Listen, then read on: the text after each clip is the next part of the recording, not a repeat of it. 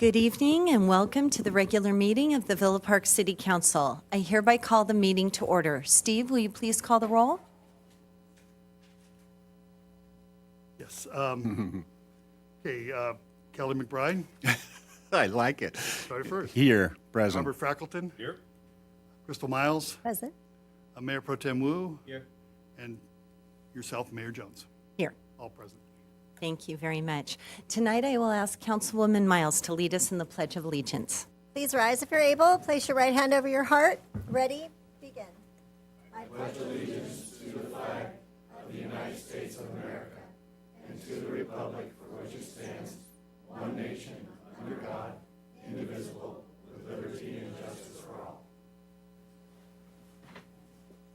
Thank you very much. Before we begin, I would like to say a few words. As we experienced last September, our country and others have once again faced a series of high-profile, horrific shootings that have gripped our country and the world. Out of respect for the victims, the survivors, and their families of all involved, particularly during this holiday season, I would like to begin this meeting with a moment of silence. If you could please bow your head.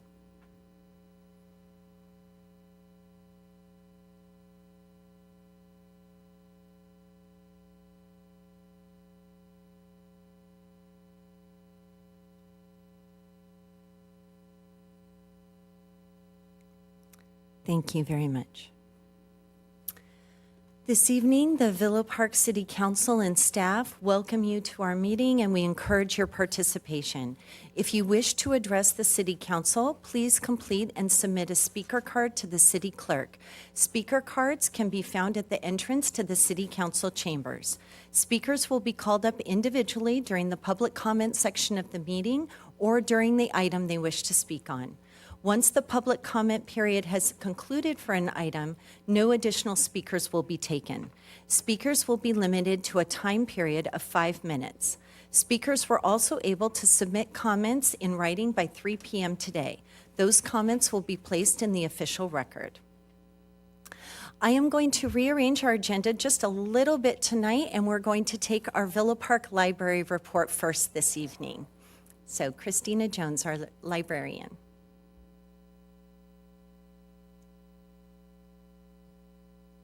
Thank you for inviting me to the meeting, Mayor and City Council. I appreciate it. We have a lot going on at the library later this month and in January. Our library system has a special reading program through January 31st. It's called Wild Wings Winter Reading Program, and it's a partnership with the Anaheim Ducks. It's for ages 14 and under, and children read and earn incentives after achieving certain reading times. And please visit the library or our website for more information about how to join. This Saturday, December 20th at 2 p.m., we are holding our recipe exchange program, and this is for all ages. We had people submit recipes, and we've made a recipe book. We will have this for attendees, and I'll be sure to give you both one of those. And we will have a trivia contest and community and a really good time. And people are invited to bring a dish if they would like to as well. And that's this Saturday at 2 p.m. On Wednesday, January 14th at 3 p.m., we are making micro beanie hats. And you might wonder what are micro beanie hats. They're little tiny ones that you can use as backpack charms or put on your little stuffed animal on your stuffy. And this should be a fun program. It's for all ages, but obviously will appeal to children and teens the most. On Wednesday, January 21st at 5 p.m., we're making vision boards.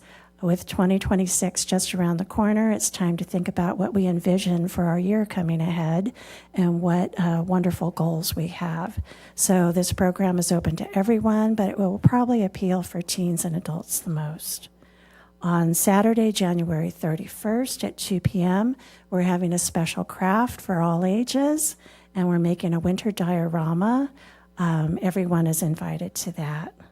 And our regularly scheduled programs include Tuesday morning, baby and toddler story time, Monday evening, family pajama story time.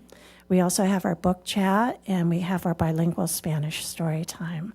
And you can see our full calendar on our website, or better yet, come and visit the library and we can talk with you about those. And that's all I had. Wonderful. And if you could please stay up here, because this month our distinguished citizen is Christina Jones, our librarian.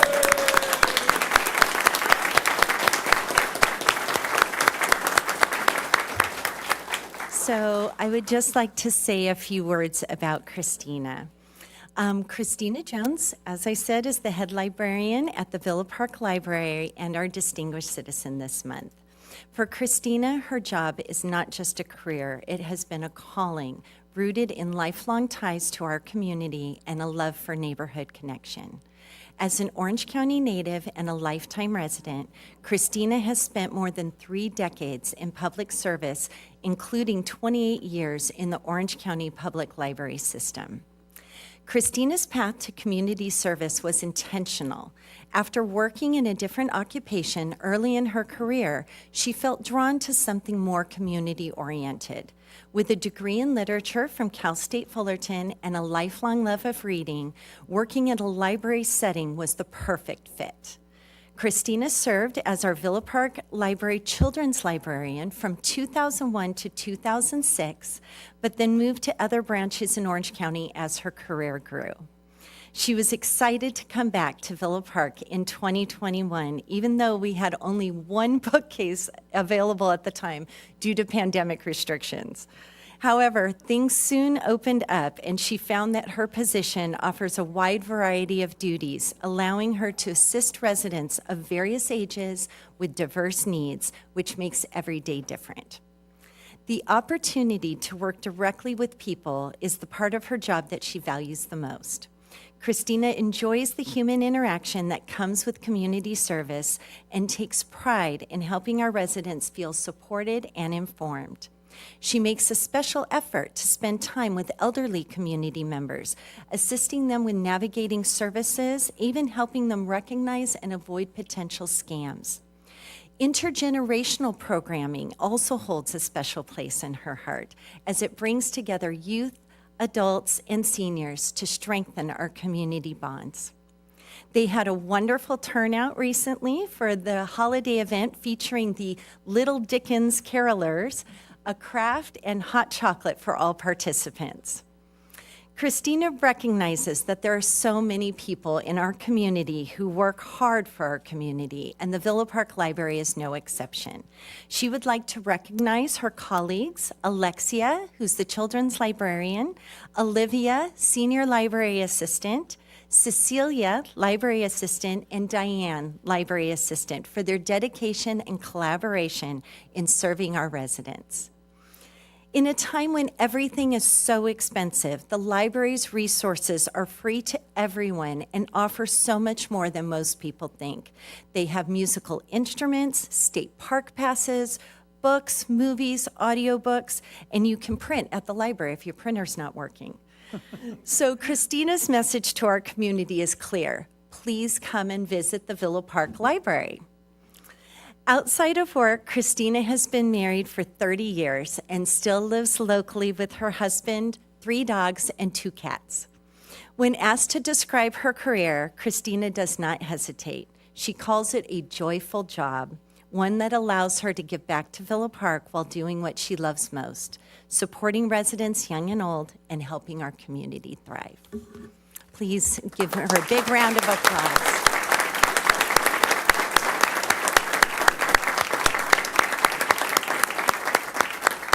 So Christina, we have a little something for you from council if you'd like to approach the dais.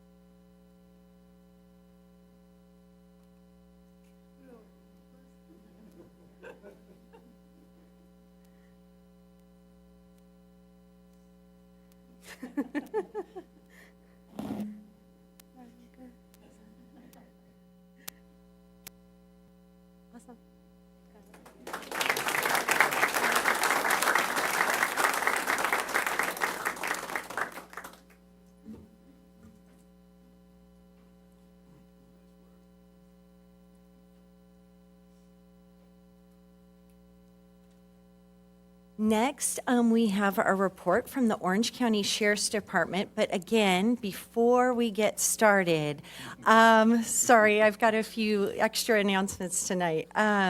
Before we get started, I would sincerely like to recognize Captain Miguel Sotelo. So if Captain Sotelo could come up to the front.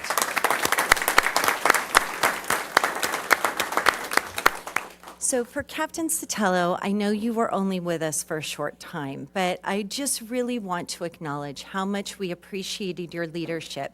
You dealt with every situation with efficiency and professionalism, and I really appreciate all the attention that every issue we ever brought to you received.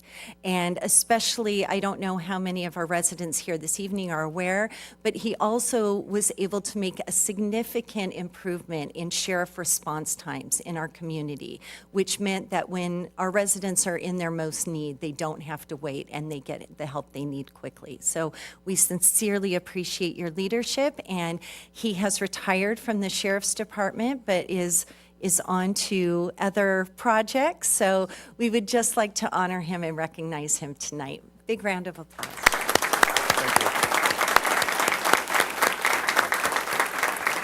And we have a certificate as well, if you'd like to come up.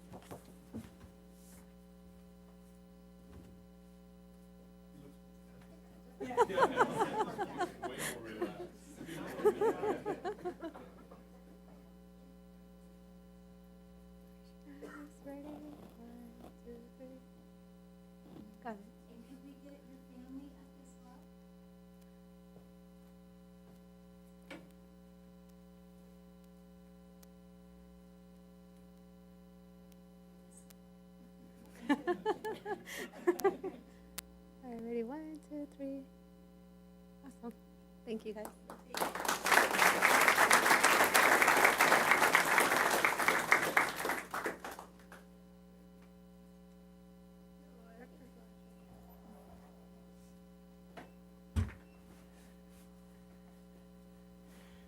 So this evening, we are also pleased to introduce our new Lieutenant, Matt Timmons. If you wouldn't mind coming up and giving our report this evening.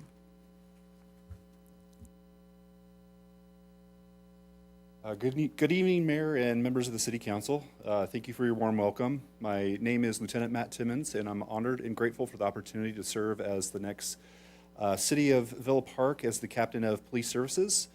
I want to thank the City Council and City Manager Steve Franks, who I've got to know over the past week or so, for placing your trust in me. I'd like to also recognize, like we just did, my predecessor, Miguel Sotelo. It's because of his leadership and his dedication. He set a very high standard here that I recognize for the community, and I look forward to building upon that strong foundation and continuing our close partnership with the residents of Villa Park. This past month or so, the calls for service summary spanned from October 27th to December 9th, 2025. The total calls for service were 246, which was down about 71 calls. The total reports taken was 23. There were no crimes against persons. The crimes against property were at 10, which was an increase, and I will address which types. And we had injury traffic accidents. We didn't have any of those. We had a couple of non-injury traffic accidents at 2.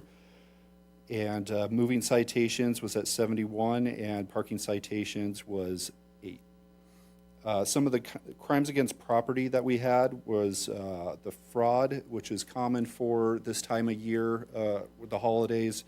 We had a distraction, theft, fraud at an ATM, check fraud, theft from a retail store, identity theft, a residential burglary, vandalism, a couple stolen vehicles, and an arrest for drug possession. Thank you very much. Council members, do you have any questions?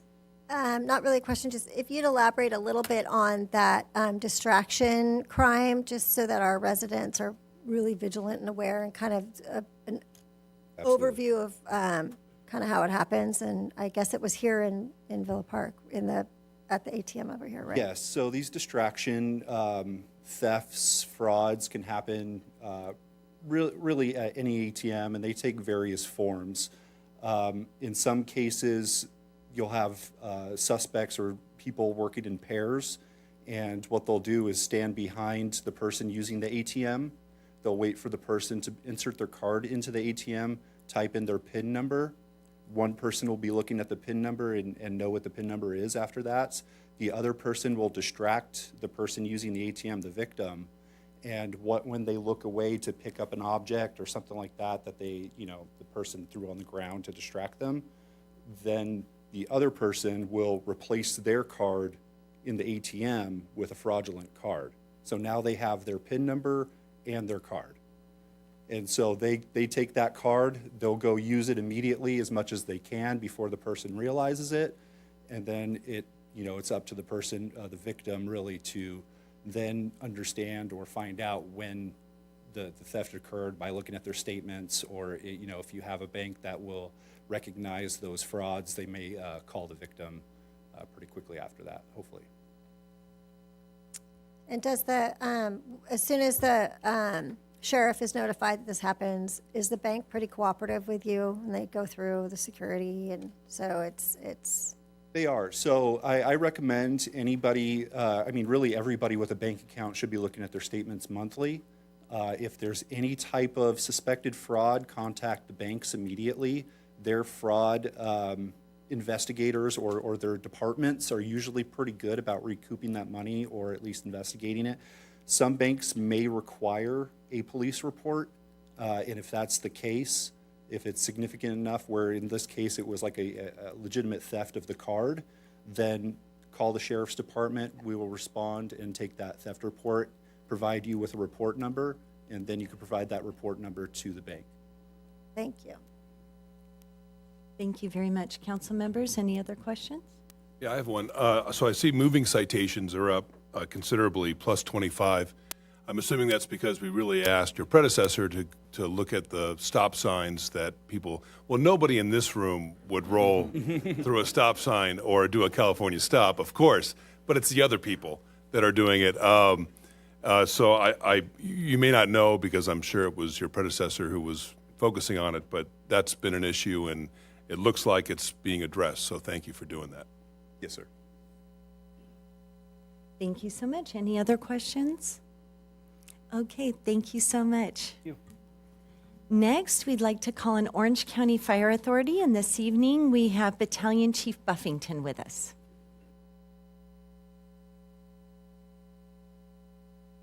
All right, good evening, Mayor Jones and Council. As stated, my name is Brett Buffington, Battalion Chief with the Orange County Fire Authority. Let me get my notes here, the right ones. So as far as a response update, it sounds like the council was last updated on November 18th. Till today, we had a total of 56 calls for service for the fire authority. It is 50 medical aids, 1 traffic collision, which sounds like it was non-injury, and then 5 miscellaneous call types, which can be odor check, hazardous condition standby, auto alarm, or some of those other miscellaneous call types that can be one-offs. That's it for call-related stuff. Obviously, being the holidays this time of year in the winter, we do see the fire services as a whole across the nation does see a significant increase in fire activity due to kind of the things we do within our homes and things we bring inside our homes this time of year. So I'll share a couple facts and then kind of some safety messages that curtail those facts. So 1 in every 5 Christmas tree fires are caused by a heat source that is too close to the tree. That can be a heater, candle, fireplace, right? You want your fireplace right next to your tree so it looks nice. However, that can cause an issue. Almost 30% of home Christmas tree fires are caused by electrical problems. Obviously, when you string electrical lights through a tree, and if you haven't checked them for frayed, shorted out wires, anything like that, missing bulbs, especially older lights that don't have some of the safety mechanisms that some of the more modern items may have. Christmas is the peak day for candle fires across the United States. funny enough. Over 50% of home fire deaths occurred in the homes where the fire was started by electrical issues that occurred between midnight and 8 a.m. And this one goes throughout the year, but you can never say it enough times. Having a smoke alarm reduces one's chances of dying in a fire by nearly 50%. And having that smoke alarm means you check the batteries twice a year when we change our clocks, twice a year, and if they are hardwired throughout your house. So those are kind of some facts that tie into the holidays this time of year. And some safety points or some remedies for that would be keep your candles at least 3 feet away from flammable materials, out of reach of children and pets, and place them on heat-resistant surfaces.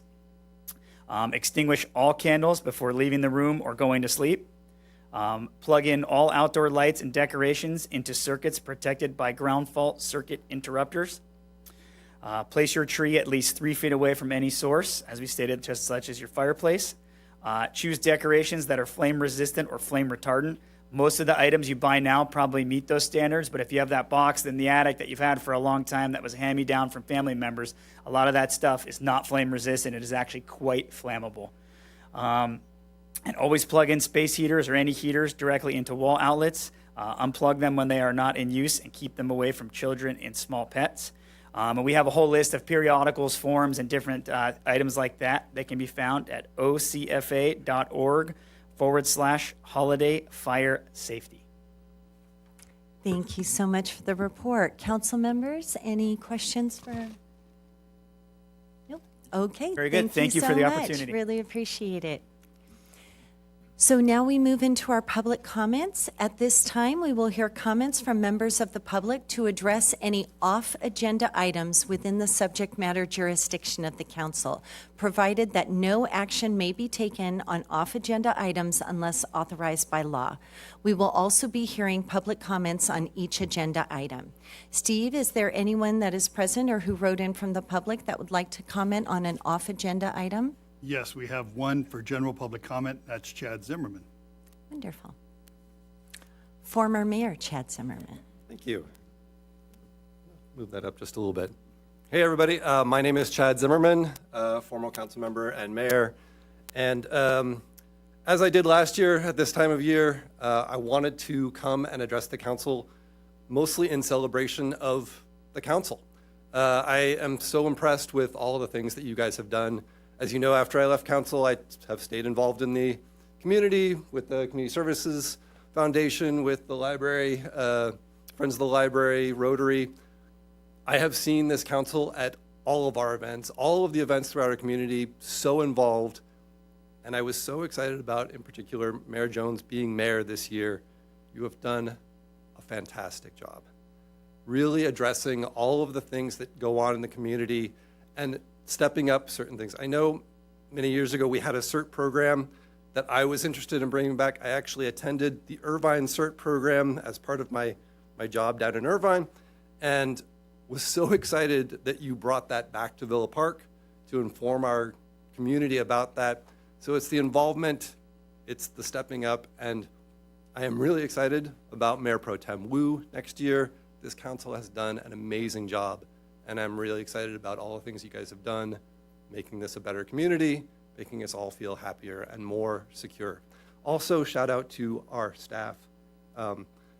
Great job. I mean, I know the council is the public face, but all of the work that goes on behind the scenes, financially, the budget planning, all of the things that the rest of our staff does. We are so lucky in our community to have an amazing staff working at our city.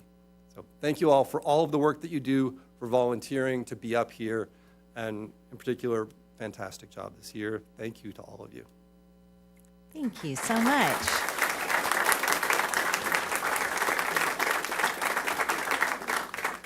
Steve, are there any other public comments? No, there are not. Okay, thank you so much. So our first item of business tonight is the election of mayor and mayor pro tem. So I will now turn the meeting over to our city manager, Steve Franks, to handle the mayor selection process and vote. Thank you, Mayor. At this point, I actually serve as the city clerk as well, so this is what the action will be. So thank you very much, and I would like to thank you for the year, and both you and Mayor Pro Tem Wu for a very good year, and we appreciate the work that all the council does, but you two in particular for your leadership roles this year. So this is the annual process where we declare the new mayor and the mayor pro tem. This is done by vote, unlike some cities where they directly elect them. This is done by your peers on the council. So what we're going to do is, first item, I will be taking public comment on the item. So at this point, I have one person, and that's Mark Kulai.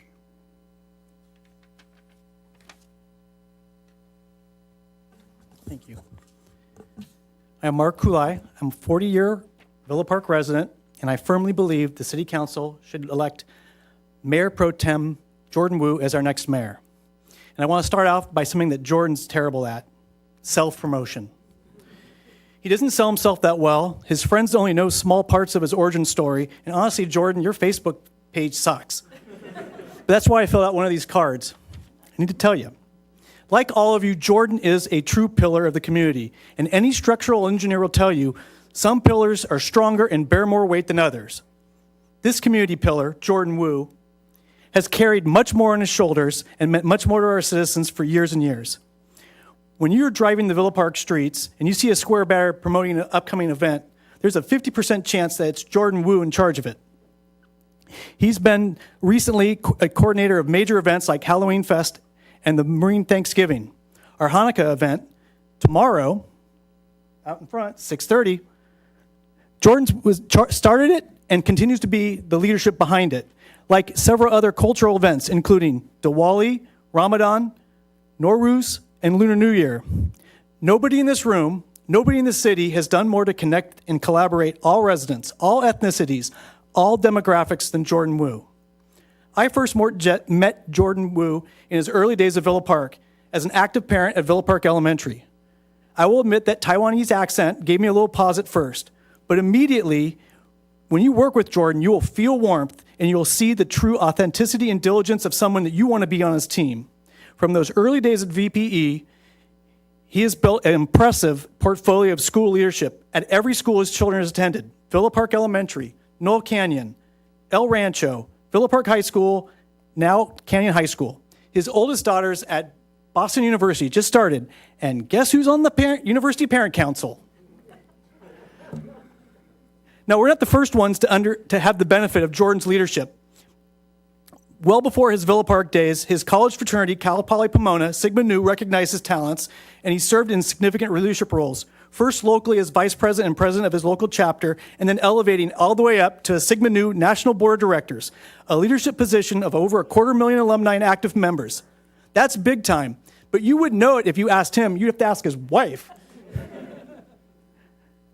Our country, our local government needs more leadership like Jordan. Too many political figures have taken a more Machiavellian path to office, using deceit and dishonesty to get ahead, somehow believing the ends justify the means.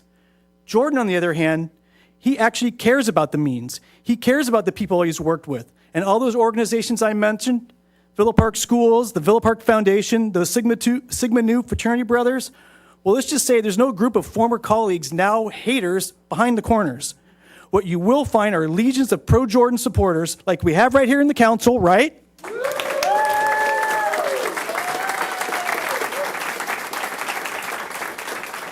Mayor Pro Tem Wu sits up there with you now, ready, very ready to be your next mayor. Please make it happen.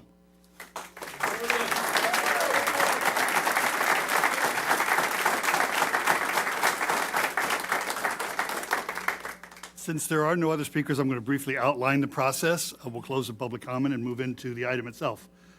So what we're going to do right now is declare the office of mayor, mayor pro tem vacant, and I'm going to go through a nomination process. So what we'll do is we will take nominations, and the members will be, nominated, and it does not require a second to indicate endorsement. When there are no other nominations, we'll close the nominations and then we'll start the voting. We'll vote in the order of which the nominations are presented.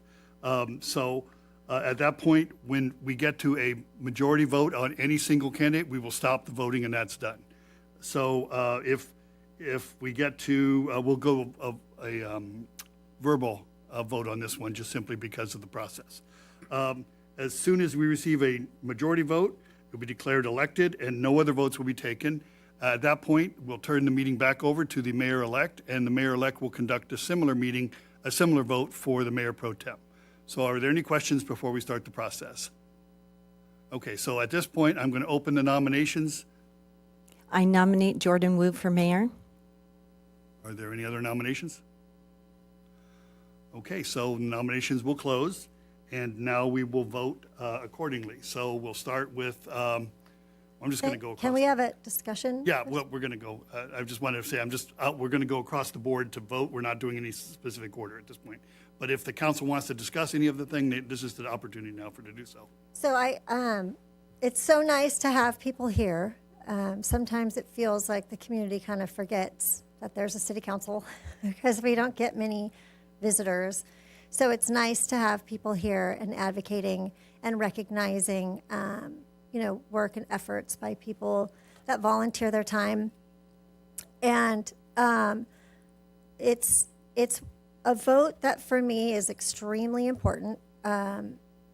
As most of you know, it's been really important for me to do the tradition of mayor pro tem to mayor. That's something that I've advocated for in my almost 8 years here on council. We kind of strayed from that a little bit a few years back, but it's really good to see that we're back on that path of the mayor pro tem to mayor. That's important. To me, this vote, you don't need my vote. It would be nice to have a uniform vote from all of us, but you don't need it. There's no doubt, Jordan, that you have made a lot of positive impacts in our city. But there's one thing for me, and it's a policy. You and I are very divided on some policy issues, on some significant agenda items that occurred both this year and a little bit last year, that for me are one that, although you may not have my vote for mayor, I know that you will do your best as mayor, and as I have continued to do for my almost 8 years, I will work with you as mayor in making sure that we move forward, protect Villa Park, keep our values, make sure that we are continuing with our charm and our small town feel. But at this point in time, because of our, in my opinion, very different policy beliefs on some of the agenda items that have occurred, I'm not able to support you for mayor. There's been just a few that, to me, have benefited more of the developer versus the residents. That's my own personal feeling and opinion. So you do not have my vote or affirmation for mayor, but you have my pledge that I will work with you once you are mayor. So those are my comments, and that's where I'm at. Are there any other comments by the council? So we'll start. We'll start the vote. I'm going to work right to left. Councilman McBride, Jordan Wu for mayor, please. Councilman Frackleton, 100% yes. Councilwoman Jones, Yes. Councilman Wu, Yes. Councilwoman Miles. No. So it passes by 4-1. Our new mayor for 2026 will be Jordan Wu.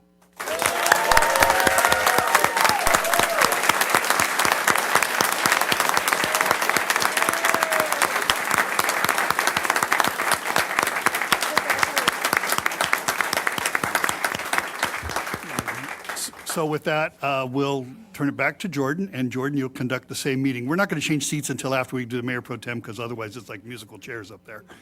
So let's go ahead and, Jordan, if you want to, and feel free to lean on me or council here if you have any questions. So it's your meeting again, sir. Okay, sounds good. Thank you, Steve. Council members, I am now asking for nomination for Mayor Pro Tem. I would like to nominate Frackleton. I accept. Great. I was worried about that one. That's the best. You saying that word is the best you've ever done with Frackleton. Thank you. I have a long practice. Do I hear any other additional nominations at this time? Okay, then I will close the nomination. Steve, would you conduct the vote? Okay, we'll go in the same order as Councilman McBride, Yes. Councilman Frackleton, 99% yes. Councilwoman Jones, Yes. Mayor Wu, Yes. Councilwoman Miles. Yes. So that passes by a 5-0 vote.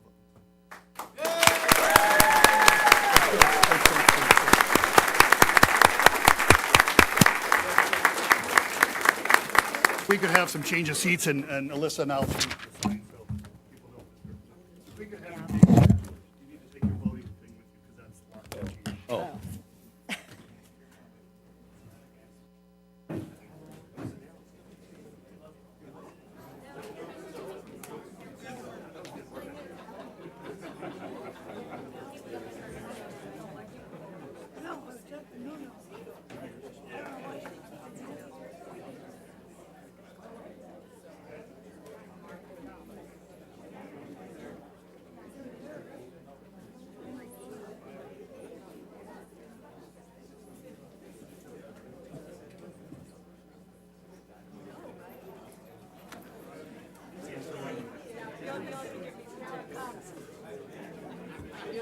Before everybody take off, if you guys can just stay a little bit longer.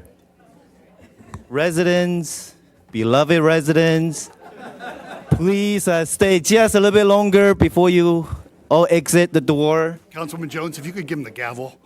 Oh, yeah. Go ahead. If I could just ask everyone, just stay put just a little tiny bit, please, please, please. Thank you so much for that. First of all, thank you so much for the support for myself and Frackleton. I would like to take this moment to really thank our past Mayor Jones.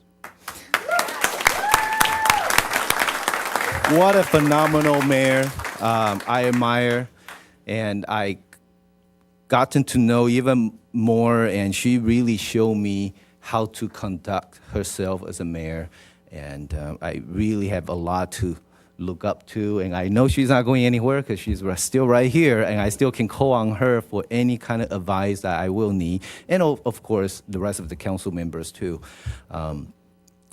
Outside of that, again, I just really want to say thank you.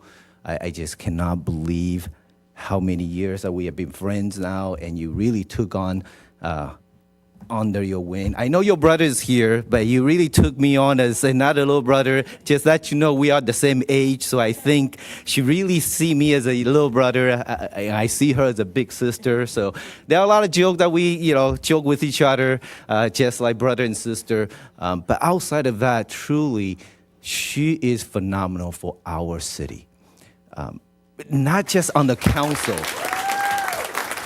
As we all know, she raised 4 kids throughout all the schools that she attended, and she gave everything she has to her family, to her kids, and now to our city.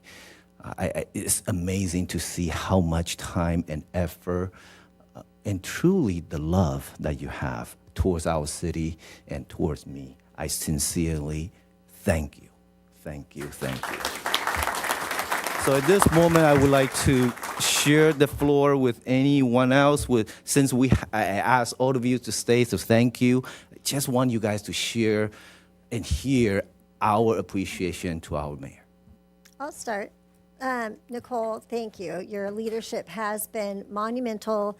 We haven't always seen eye to eye, which I think everyone knows, but I think there is a mutual respect for both of us understanding that the love that we have for our city is what drives both of us, and I'm excited to see what your future holds. So thank you for your leadership and for your time and your dedication, and it's clear that the residents here have a true love for you, and I can definitely appreciate and see why.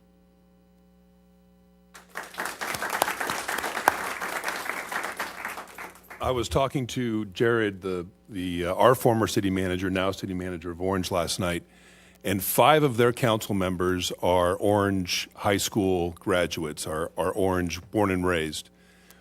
Nicole is the very first of Villa Park Spartan to ever be on the city council and the first to ever be mayor. And that's kind of a big deal. So for someone who actually grew up here and to serve on the council and to be our mayor is really fantastic. We're catching up with Old Orange in new Villa Park. And Nicole, you've been great. And as a newbie, you've been your professionalism has been fantastic, and you're always extremely ready and prepared. And there's been more than 2 or 3 times where you've kind of gotten me back in line, and I appreciate it. The den mother aspect of it as well. Thank you.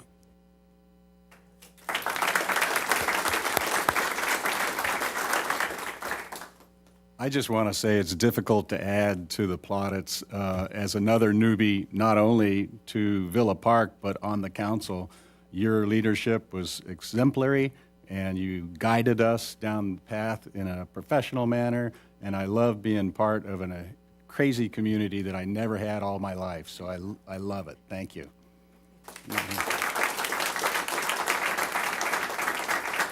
No, thank you so much to everyone. It's been a great year. You know, we've collaborated on so much, and thank you so much to staff. We got our housing element approved this year. We got it, yeah, I mean, incredible. We got an e-bike ordinance passed. You know, we've done so much and had so many great city events, and, you know, really, you know, this has been a great collaboration, and thank you again to city staff, because none of us up here could do anything without them. So, real big round of applause for them.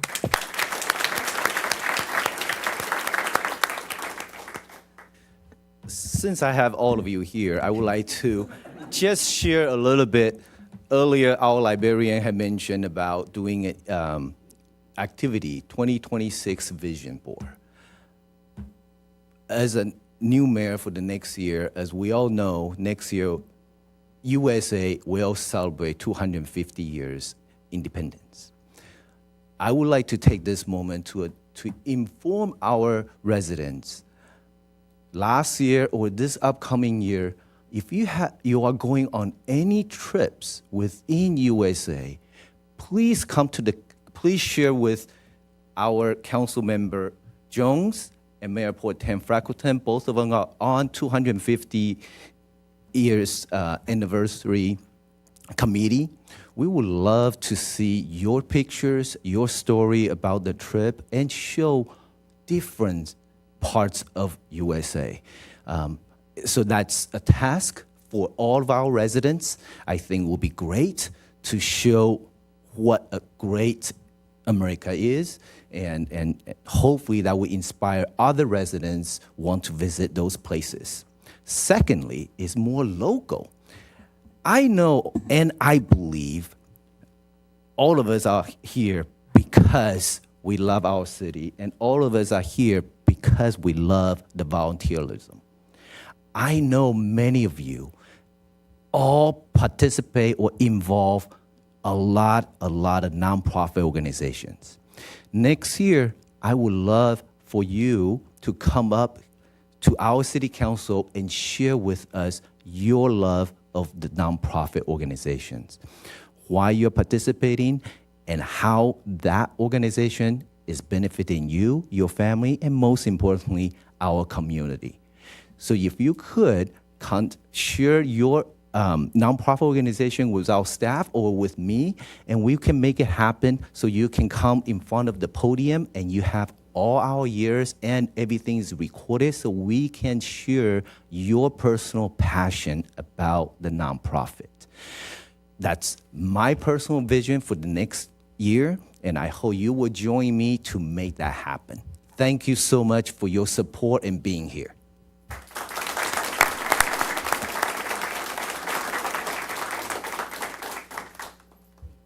So now we will move on to our meeting. And we won't be offended if you leave. Yeah.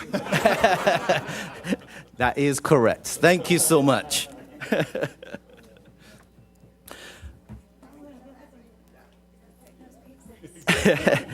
All right, so item 3, our next hearing is the first readings of ordinance 2025-639.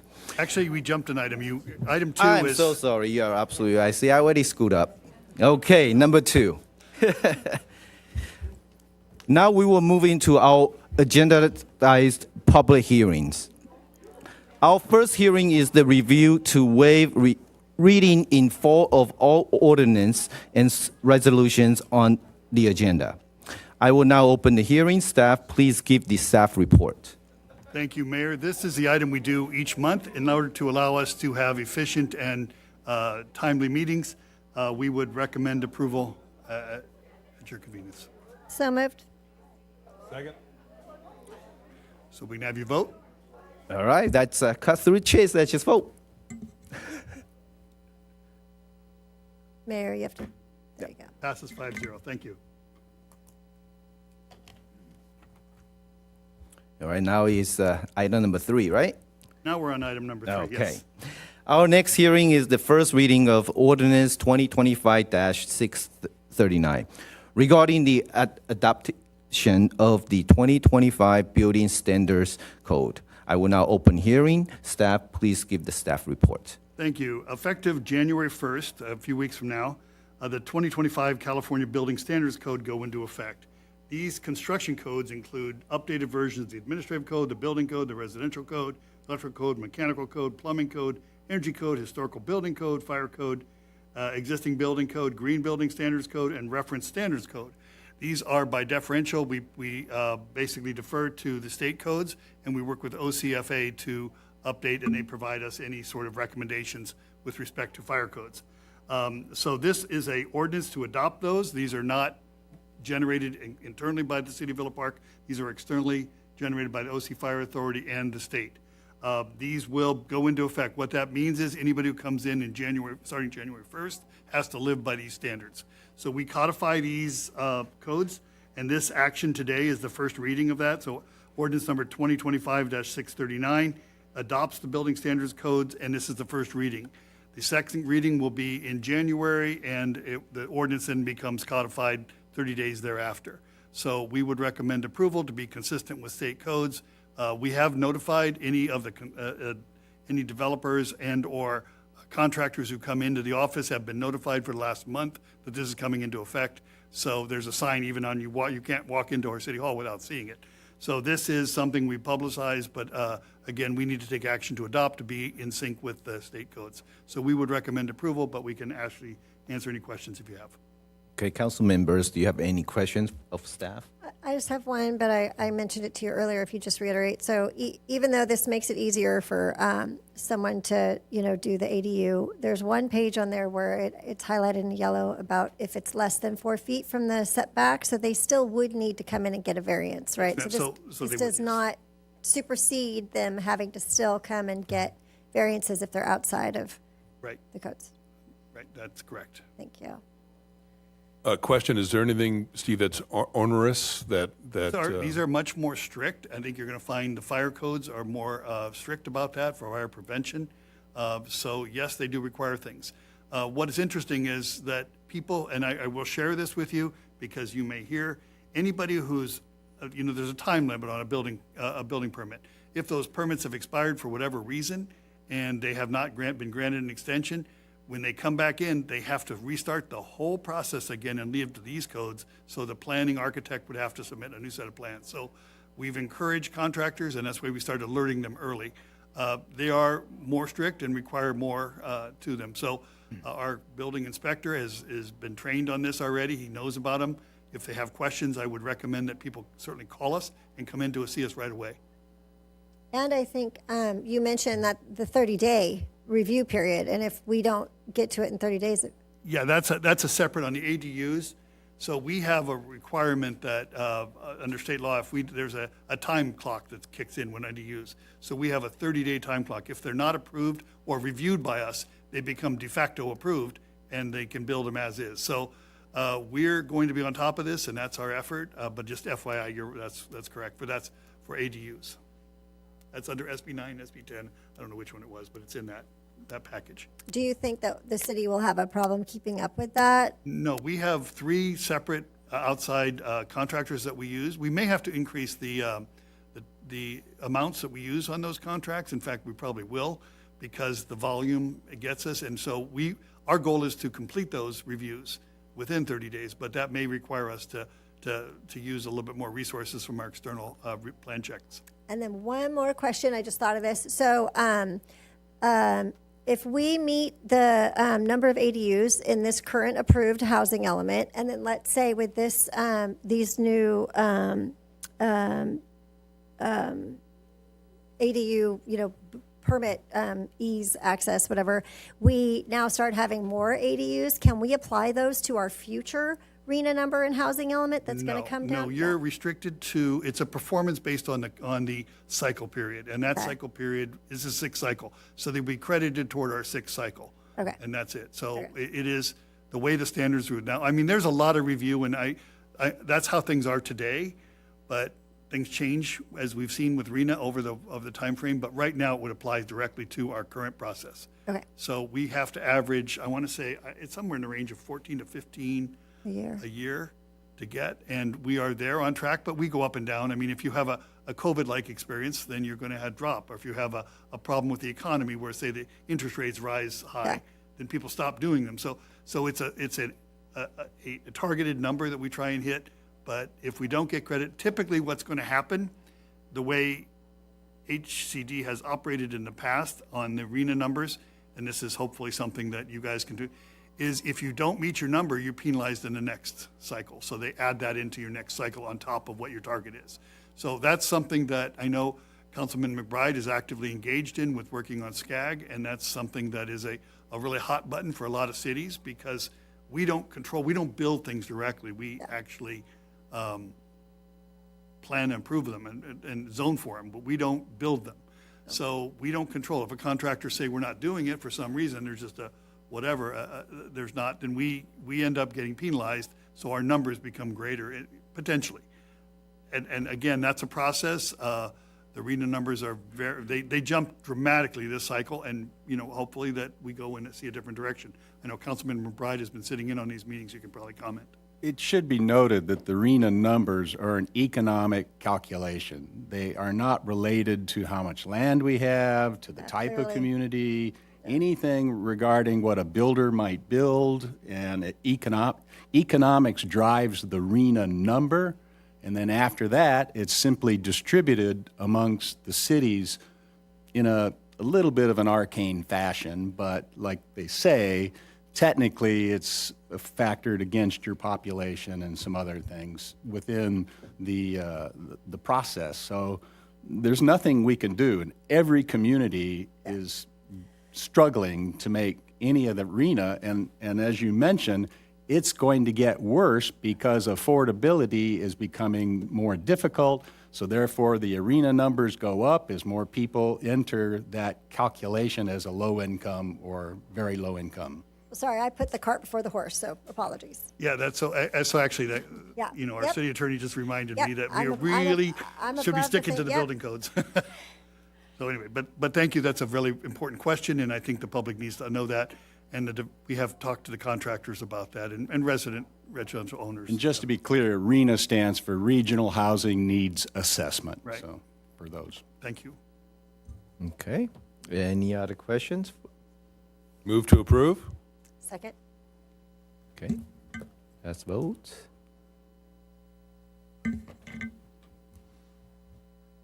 Yeah, there was no public comment, so that for the record, just thing. And this is past 5-0. Thank you You for have to that. slow down and let him read. No. I'm used to Todd, who just. No problem. Thank you for that. That's moving on. Our next hearing is regarding variance 2025-02, located at 6 Estates Drive. I will now open hearing. Staff, please give the staff report. Mayor Wu, Councilman McBride lives at 7 Estates Drive, so I have to recuse myself from this topic, so thank you. Thank you for that. And then just for the record, as I've spoken with the interim city attorney or the, city attorney present today, I know the family, but have confirmed that there is no reason for me to recuse myself. So I'm going to ask the city attorney to express that. Yes, It is all right. Yes, we have confirmed that you don't have a conflict. Most of the FPPC conflict rules are regarding financial conflicts, which don't exist here. And I thank you. I just want to make sure for the record so that nobody later on said, didn't you know that family? So I just want to make sure the transparency is there and that there's no impropriety. So thank you. Good evening, Mayor Wu and Pro Tem Frackleton and members of the council. My name is Caden Likens. I am Contract Assistant Planner with Sagecrest Planning and Environmental. The proposed project before the council this evening is variance number 2025-02, which requests a variance approval to allow the construction of a 188 square foot solid roof detached patio cover with a screen wall. The project, as mentioned, is located at 6 Estates Drive, an existing single-family residence located in the single-family residential estate zoning district. The subject property is approximately 21,776 square feet in size and is currently developed with a 5,533 square foot two-story single-family residence. There is also an existing pool, 570 square foot detached accessory dwelling unit with a 305 square foot attached porch cover under permit 2023-0542. Adjacent to the rear yard is a single-family residence along Villa Isle Drive, as well as Villa Isle Circle, while Estates Drive serves as a public right-of-way along the front of the site. Single-family residences are adjacent on both sides of the property. The lot is somewhat irregular in configuration and features a sloping topography descending from the front of the property towards the rear. As mentioned, the applicant is proposing to construct a detached patio cover and screening wall on the northern side of the property, set back 5 feet from the side property line adjacent to the existing outdoor living area that includes a barbecue and countertop. The proposed patio cover totals 188 square feet in size with a total height of 10 feet and 8 inches, which is below the 15-foot maximum height permitted in the applicable zone. The patio cover will be constructed on existing finished grade, which is at a lower elevation than the remainder of the yard and the adjacent northern property. The patio cover proposes no roof overhang into the projected setback area, and the structure is designed to be screened by existing landscaping and the screening wall. The proposed structure complies with all applicable development standards related to height, lot coverage, and floor area. Staff identified one issue item in the proposal being the side yard setback. In that, the project requests a side yard setback variance to reduce the required 10-foot side yard setback to 5 feet for the detached patio structure. California Code 65906 establishes the authority to the city to grant variances in relation to development standards. Under Villa Park Municipal Code, as mentioned, detached structures within the applicable zone are required to maintain a 10-foot setback. Due to the existing placement of the primary residence, required building safety clearances, slope topography, and a dense mature landscaping, there is insufficient usable yard area on the property to locate a patio cover of this type. Strict application of the setback requirement would prohibit the construction of the patio cover similar to those commonly enjoyed by other properties in the E4 zone. Due to the location of the setback reduction along the side yard and the lower finished grade of the structure, there are no anticipated impacts to neighboring properties and no effects related to traffic, congestion, or public safety. The project meets all other applicable development standards for the zone.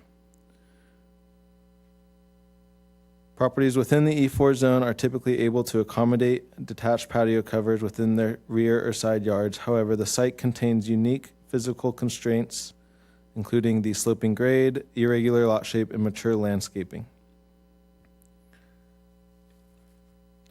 The project is categorically exempt from the provisions of the California Environmental Quality Act pursuant to CEQA Guidelines Section 15303, Class 3, new construction or conversion of small structures. Public hearing notices were posted, mailed, and published in accordance with the municipal code. As of the preparation of the staff report, 3 letters of support have been received. No comments in opposition have been submitted. It is important to note that one of the letters in support of the proposal is the adjacent side yard neighbor to the north at 4 Estates Drive. After a detailed review of the application, staff recommends approval of variance number 2025-02 with the findings and conditions contained in the staff report and resolution 2025-3632. This concludes staff's presentations. I am happy to answer any questions the council may have. The applicant is also present if you guys have any direct questions for them. Thank you.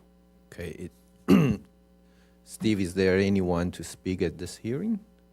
There have been no comments, but I believe the council members have some comments. Okay, and can we have the homeowner if he would like to speak? I'm honored. I'm the first citizen that gets to stand up here and call you Mayor Wu. So, got to take that opportunity, right? Mayor Wu, council, I want to thank all of you for taking the time to review this. I do want to thank Caden and Ray at the city for working with my architect and myself as we have worked rather tirelessly to find what would be, we believe, the most aesthetically pleasing and best outcome for us to establish a barbecue cover without impeding on any of our neighbors. So thank you again for taking the time. Thank you for that. I will now, the public comment section of this item is now closed. Council member, is there any discussion regarding this item? I just have a question. How long, it's either to the property owner or to you, how long has this been in the works? Like, when was the applicant first, did he apply? And then how long has it been? Is this something that? So the applicant applied actually early, I would say late summer, early summer, late summer. In that period, it went through review. We went through the options of what he could do, where he could place it. Kind of as he mentioned, where could you fit in the code requirement that was kind of unable. The administrative adjustment was discussed, and ultimately he landed on the variance. Okay. Okay. So, so you feel it was an acceptable amount of time from start to hopefully finish? I think the city was, it took us, Please come to the podium. it took us a while to get through it, but I do appreciate that, although it took a long time, you know, there were situations and the city was actually very good at continuing. They, you know, Caden, Ray, others, the city has turned a few people over as well, so we were kind of shuffling through the various different people in planning as well, which made it kind of difficult at what we were dealing with. But I do want to thank Caden and Ray and others for getting this through, or working with us to get this to this point. Well, and I appreciate that you've come through the natural, normal process in following the rules. And so that's always very helpful from my point of view. I can't speak for anyone else, but that's something that is very important. Yeah, and I agree. I think it's great that you went through the right channels and that you got neighbors to sign off on it as well and approve of it and ask their opinion. So well done. If there's no more question from the council, I will now close the public hearing. Is there a motion on this matter? I'll I'll move. move it. Oh, second. Okay, let's vote.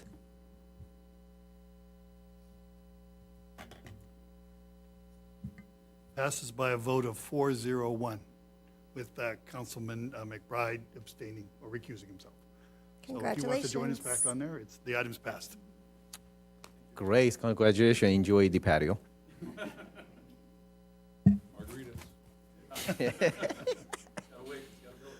Good luck. Now we will consider our consent calendar. All items on the consent calendar are considered routine and are usually enacted by one motion approving the recommended action listed on the agenda. Any council member of the city, any member of the city council, staff, or the public may request an item be removed from the consent calendar for discussion or separate action.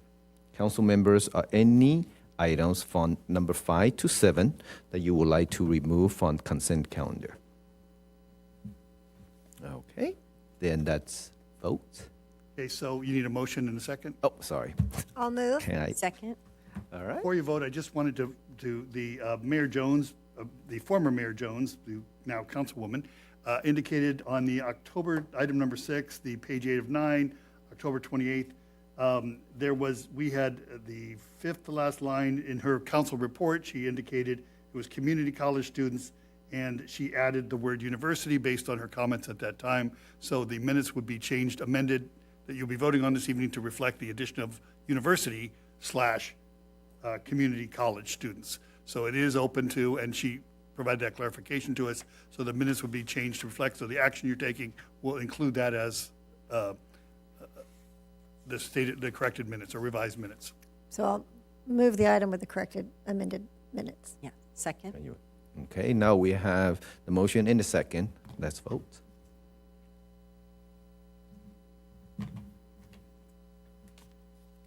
Passes by a 5-0 vote. Thank you. All right, fantastic. Our first item of new business is related to the pre-approved detached accessory dwelling unit plan program. Staff, please give staff report. Thank you. So as mentioned by Councilwoman, I got to get used to the Councilwoman Jones, we had our housing element approved. What the housing element and the requirements for that was certified by State HCD, which is a tremendous step for us. As part of that process, the state law requires that we have to have a pre-approved detached accessory dwelling unit plan program. That's in our housing element. So in order to comply with state law, we have done that, is modeled I think it's Yorba Linda that we are modeled after. And Caden and I can answer any questions, but in extended brevity, this is something that's required in our housing element, and it is something that state law requires. So this does not mean that somebody can just build something based on plans. What it means is they still have to submit a site plan, they still have to come in for approval, a plan check of their building designs and all that. But whatever, it does give them an advance, and Caden, fill in any details that I missed. Sure. So it's ultimately going to be a program that allows architects and contractors to come in and submit plans to us as pre-approved plans that we will review, and it'll go through our normal review process, and everything will be reviewed. Those will then go into a portal that a homeowner will be able to select from, ultimately kind of saving them time and money in the process. That plan that they select will then need to be converted to a site-specific plan that'll get re-reviewed by city staff. Ultimately, yeah, it's going to expedite that process, as that plan was already reviewed once. Now it's going to be reviewed just to site-specific, and that'll help us forward. meet our 30-day requirement. So And that's that'll help really with what that. it's all about. So this is complying with state law, and we would recommend approval. At this point, we just take action to recommend approval. All right, council member, do you have any questions of staff? Go ahead. Just like to make a comment. So the pre-approved plans exist in other communities because they've had prior approval. What they would have to do to have a similar dwelling unit that might be pre-approved in other communities, that architect would have to then submit back to our city and establish it as a pre-approved option for Villa Park. So we don't know if anybody would step forward that way, but that's what this pre-approval would require, and then it could be used within the city. So it's all this is saying is that we have a process by which the pre-approved ADU could be developed, doesn't mean it will be. Awesome. Any other questions? All right, Steve, is there anyone who is present or wrote in for the public that would like to comment on this item? No, Mayor. Okay, then I will entertain a motion to approve. So moved? Any second? Second. Okay, let's vote.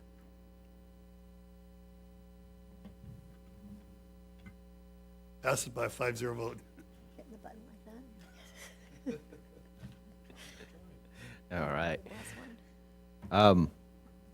So our next item of new business is the award of a contract of geotechnical investigations for Valley Drive in the fiscal year 2024 to 25 annual street rehabilitation project. Steve, please give staff report. So, excuse me, you'll recall that in March of '24, the city council approved the list of approved street rehabilitation projects for our 24-25 projects list. Since that time, there were a number of large cracks and stability concerns that we've experienced on Valley Drive. This is not the first time it's been happened, it's multiple times it's happened on Valley Drive. So we have added that street to the street rehabilitation project. To deal with the pavement distress, we want to find out why. There are no pipes under there according to the water district and things that shouldn't there. So there's other issues that we have to find. So we have contacted multiple firms to request proposal for a geotechnical investigation, specifically as it relates to Valley Drive, because we don't want to just peel off 2 inches, repave it, and then have the same problem down the road. That is not a solid move. There's shifting going on or something, so we want to find out what that is. So we only received, of the people we contacted, we received one proposal, and that was for $9,500. They have provided geotechnical testing and recommendations since 1991, and they have extensive experience. So because we're trying to do Valley Drive right, that portion that we're trying to do, and we've had experience, we needed expertise that exceeds that we could do in-house or along those lines. So we are recommending that we contract with PA and Associates to address that, and not to exceed $9,570, and that will be included as part of the project design. Council member, do you have any questions of staff? Go ahead. So, have they submitted a procedure by which they intend to investigate? Are they going to do cores? Are they And going they'll be to doing core drilling. Yes, core sir. drilling? Yes, sir. And then analyzing their own data, not historical data for our soil, et cetera? Correct. They'll be doing whatever resources we can pull out there, because I think we've had multiple sinkholes along Valley Drive. So to the extent that we have information available, they'll be tapping into that as well. And we all know that there's a severe drop-off just past the pavement, and so the support of the hill is questionable at best. Are they going to design any kind of a retaining wall, or is Well, that? we'll be working with, we have a separate, as you recall, we have a separate architect group, the Kabara company, that are the architects that will work with us, and they'll be working hand in hand. So Kabara was the one that actually said, we need some, in designing this, we're going to need some expertise about why there's failure and why there is distress. So that may very well be one of the remedies that has to happen. But I think before we move forward and pave something, we want to have that answer. And so they'll be working hand in hand with the Kabaras, the engineers. I mean, you can see that the cracks are developing clearly on the downhill side, and it seems like there's just a lack of support there. So, I'm not sure what soil would be appropriate or resist that. And So, yeah. we've, like I say, we've talked to, there's no apparent reason that it should be cracking like that. So that's why we do it. I mean, it could be the soils, it could be movement, et cetera, but we need to not just pave over it and say it's done. We need to figure this out and come up with a remedy that's lasting, so we're not dealing with this in the short term again. Yeah, in some cases, we do grout injection for this type of a problem, and so that's one solution in it without having a retaining wall. So we'll see what they come up with. Right. So we would recommend approval. Question, Steve, the hump part is what we're talking about mostly, right? That's on Valley. It kind of goes up and over, and then there's a big drop off on the south Cracks I've side. experienced all along that. It's a pretty long set of cracks, and But that whole portion of road, but from the hump south of it that has the drop off, is that city property, or does that belong to the residents who have the block walls at the bottom of the? Well, that's one of the things we're working with the architects. They have taken parcel maps, and now we're looking at the lines, the property lines, to find out. So there's a lot of pieces to this puzzle, if you will.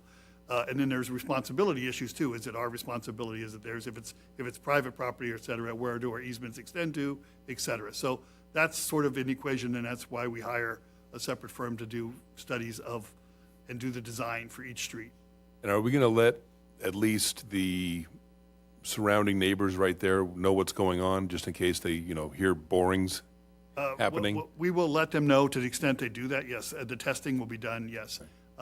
As far as a solution, we won't know yet right away, so there's Right. nothing. But they know the streets on the list, and they know what's happening. So in order to do that, we will advise them of the steps we're taking to get to a solution. Great. And they're going to extend from Lemon all the way around to the curve to Center, right? Okay. We had done the uppermost portion of Valley. Now we're working our way down, if you're familiar with that. So, but we didn't experience the same sort of shifting in the northern, the other part. So that's what's sort of, that's when the Cabarras came to us, the engineers, and said, we need to look into this because these are pretty severe cracks and the distress is significant. They're not just, you could put, they measure it, I don't know how exactly they measure the width of it and they determine how severe it is, but you can put things in there, and they told me that the width, and I don't recall off the top of my head what it was, but it's severe enough that they feel that there's something that they have to address on a solution long-term. Okay, council member, any other question for staff? Thank you for those really important and kind of technical questions. Steve, is there anyone who is present or wrote in from the public that would like to comment on this item? No, not at this point. Okay, then I would have a motion, or is there any other discussion? So moved. Second? Okay, let's vote. I beat you. Passes by a 5-0 vote. Thank you.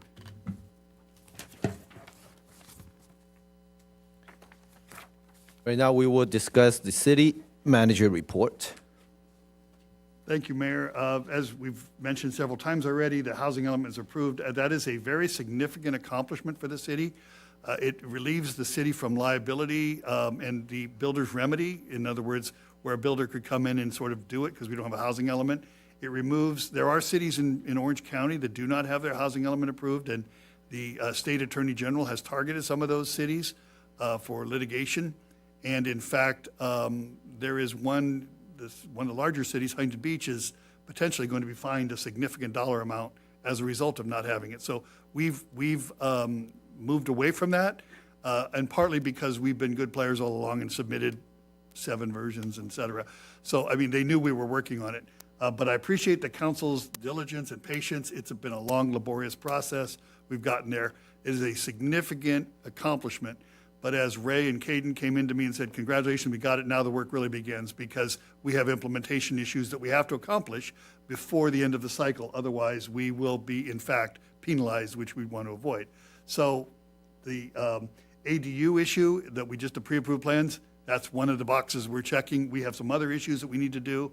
I know that there's, Councilman Frackleton, we read an issue some time ago about our general plan and our zoning, where zoning codes were slightly out of whack. So we need to bring that into line. So there's a lot of like cleanup things that we still have to, and steps that we have to take. We'll move on with that, but it is a significant accomplishment. It relieves the city of a lot of potential liabilities and problems. So from that perspective, thank current and past present city councils for having the patience and the fortitude to stay the lane and do it. And I think part of the issue, and I will take some credit for the council, I think that it's important that you guys, we never got on the wrong side of HCD. We never attacked them. We never did things that, and they watch this. There's a team that they actually have watching everything. So I really appreciate you guys, although as tempting as it might have been to say that the goal line's been moved every time we got close. But you guys have all been doing, and legislation came down, and but you guys stayed the course and stuck to our plan. So I appreciate that, and we didn't become a target.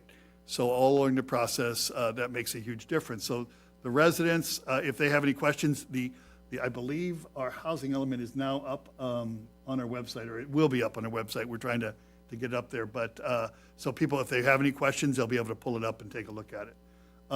So with that, we have some work to do. Otherwise, believe it or not, we are just on the precipice of starting our budget for the next year. So we will be moving forward on that.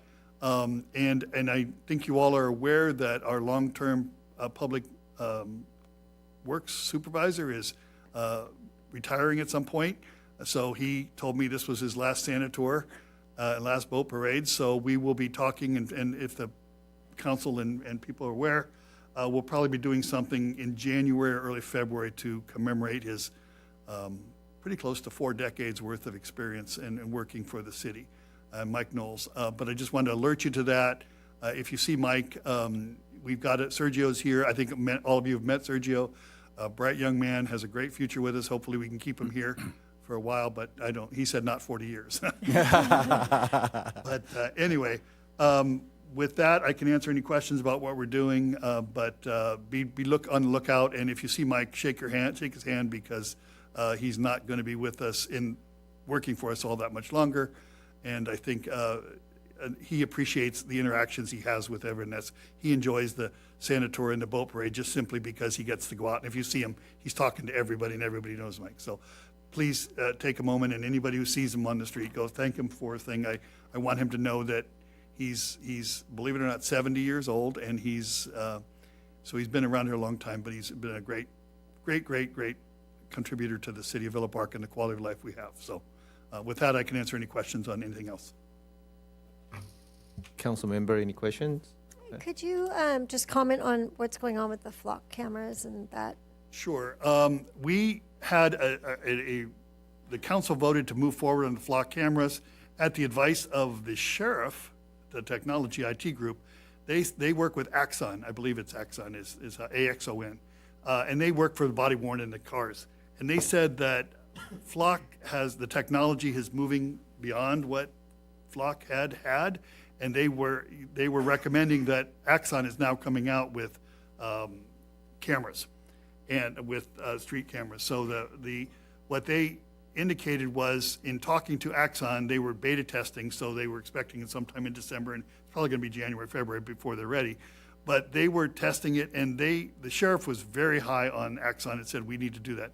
Axon is also willing to, we've been heard, that they're willing to sort of provide reduced cost for that, and significantly reduced costs. In other words, first 3 months free type of thing, reduce things. And the sheriff has indicated the technology that Axon is bringing forth is more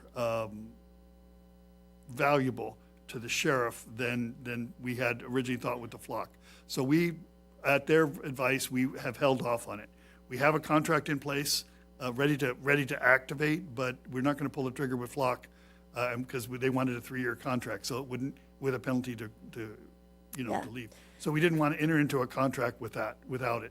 So we're waiting right on Axon and working with the sheriff to make sure that we're on the edge of when they're ready to sell it. So when Axon has the ability to say, okay, we're ready, will there be an RFP again? Or do they already know that we kind of want to quote? Or how would that work? Potentially, because of their abilities and because of their compatibility, we could do a sole source. Okay. So we wouldn't necessarily have to do an RFP. The sheriff would love to do that because integration would be like seamless. Yeah. Okay. So we have a number of reasons to go for a sole source, but any contract would obviously have to come before the city council. It wouldn't just be approved without. But if we had a reduced amount, we could potentially even cover more intersections. Right. So there's a real advantage to getting a reduced rate and having it, having additional technology and et cetera. So that's probably the avenue we'd pursue in lieu of having a long-term RFP requirement. Thank you. And if I could just add really quick to that, I believe I spoke on that a couple months ago, that we did discuss this at the Law Enforcement Advisory Committee, and the committee was 100% in support of waiting in favor of the Axon cameras. So yeah, we thought it would be this month, but it looks like we're waiting a little bit longer, but hopefully it'll come through really soon. And personally, I'm not as worried about, I'd rather Axon work out their bugs and get their beta version done, because I don't want to be the test case and have something fail on us. So, and the sheriff's 100% in support, and we're in sync with them. And I totally agree. But in light of what we know happened in our city the day after Thanksgiving, it sure would be nice if we had something up and running. So in reference to that, because I asked about that, apparently, and I'm not getting into details, but there was change of license plates, et cetera, which would not have potentially helped in that. So they had to use other investigatory tools to address the situation, because as technology advances, it's just like it's a computer. Yeah, people they are get catching up smarter, and too. going on. So they are doing it. So it is unfortunately And that's why we want to have the best technology. Okay, thank you. Councilman McBride. I have two questions. Just to clarify, on the housing element, now that we have been certified compliant, do we get access to funds that had been restricted before? And are Yes, we- so SB2 funds, HCD, it's been a real pleasure working with them. They restricted our HCD, our HCD restricted our SB2 funds. What is SB2? SB2 funds are distributed based on your population. It's a formulaic monies that the state gives you. That's what we, originally, when it's not given directly to us, because of our size, we're a small city, so the money goes to the county. The county then, based on our desire, pledges that money and had pledged it toward the North Spa, the homeless centers that we have, the Placentia and the Buena Park sites. So we have been fronting general fund money in lieu of receiving SB2. Now, with the certification, we will be getting that. Now, the state's in arrears, so we're going to lose 1 year's worth of SB2 just because of timing. But they are, like, I want to say 3 years behind, so we're getting 3 years we're still going to get. So yes, you're correct. That is a tune about 10 to 15,000 a year that goes toward that. So it's a hefty chunk of money. Might be overstating it, but where it is now, it started out like 7 or 8, but SB2 monies are decreasing anyway, but it is a real disadvantage, and our general fund has had to front that money based on keeping the operation going, the MOU we signed with that. So you're correct. So we now are eligible to receive SB2 monies, or the county's eligible to receive it on our behalf, apply for and receive. My second question is related to item 281 on the Villa Park median. This has been ongoing. I just wanted to get an update on any choke points, or is anything the council can do to help this move along a little quicker? We are very, very close to having a final, and one of the issues we had was the electrical issues that they were trying to do. So we've scaled that back, and we did some value engineering on that over the summer to reduce it. So we had thought at one time we could light the whole median at some points. I think we've moved away from that, so it would, the signage on both ends would be thing, because then you don't have to run cable and we wouldn't have to cut through concrete, et cetera, et cetera. So, and there is a very interesting, the way that was set up, and I've had this discussion with Councilwoman Jones, the water meters are not even on Villa Park Road, they're back there. So even finding out how these wire, whatever. Who's irrigating them, yeah. Who's irrigating, whatever, was sort of a challenge. So I think she had contacted me and said, why is this bill so much? Well, it's because it's covering the median, and it's in the residential area. So it's not even where the meter is. So that's sort of took a lot of our time over the summer, and to clarify, to make sure that. Now, I think, can the council do anything? Is yes, find us money, because it's not going to be an extremely cheap project. So one of the things too I did was said, okay, if we can't have the money to do it all at once, can we incrementalize it or stage it? Because it's going to be in 6 digits, and probably upwards over about 200,000 to 300,000. So in other words, we can't do that. We have to look for grants. So we're looking for grants. But if you all hear, but OCTA potentially has the money. That's what I was. OCTA. Then there's because we're putting in sustainable plants, landscaping. There's money along those types of things. So now we're in this money searching process, but we're pretty close to having final plans. And that was the thing we had to have done first, because nobody wants to give you money if you don't have exact plans of what you're going to do. So we had to get to that stage. And so I think we're close to that stage right now. Now we got to move forward and find the money to pay for that. I think there's a lot of support in the community for making these changes, but like you said, until they see something real of what's at stake, then it's hard to get people to commit. And they, the foundation has been great. They've said they've indicated they'll be willing to money. The Rotary said, the Women's League, they've all said they're willing to put aside money. So as you recall, all those players were the same players that helped us do the Villa Park Knolls. But we also had a several $100,000 grant from the state, which is the big, 800-pound gorilla. And that's what we need, is we need to find the 800-pound gorilla to help us get through this project, because those resources, no entity, including the city general fund, has money to do all that at once. So if you can find money, or if you're talking to legislators, or you're talking to OCTA or the water district, or wherever you may be talking to, and if you can turn them our direction or turn me to them, let me know what you're hearing, because that's what our next phase is going to be. And you guys are going to be very integral in that part. Okay, thank you. All right, any other question? Okay, now it's time for council member meeting attendance reports, starting with Law Enforcement Advisory. No meeting? Okay, that was easy. Villa Park Community Service Foundation. We met on, November 19th, and then, of course, had a very busy agenda after that with an amazing Marines Thanksgiving, thanks to Mayor Jordan Wu, who has taken the reins of that event and has done a great job. He got the Nixon Library to be open for the first time ever on Thanksgiving Day, so the Marines could see the Marine One helicopter up close, so that they could take pictures in the Oval Office, and I think they really, really enjoyed it. I was worried when an 18-year-old liked the Nixon Library. They loved it. My 3 guys thought it was the greatest thing ever, so well done. We had, obviously, the Santa Tour, which is probably the greatest event for the City Council, I think, for the whole year. And thanks to Steve Palmer and his coach, fire coach in the morning, for taking Santa and the City Council around. And he's been doing that for years. If you don't know, Steve was also a volunteer firefighter here in Villa Park for 20 years plus, and is still very much involved in the fire service. And he was also the anchor of our boat parade. And there was the boat parade, which was this last Sunday night, and we had looks like a great attendance, and both people watching and people entered into the parade. So the foundation's doing well. We are losing a few members come the new year. So if anybody's watching at home or anybody here in the audience wants to be involved with the foundation, please contact me or the city or Ed Carter and express your interest.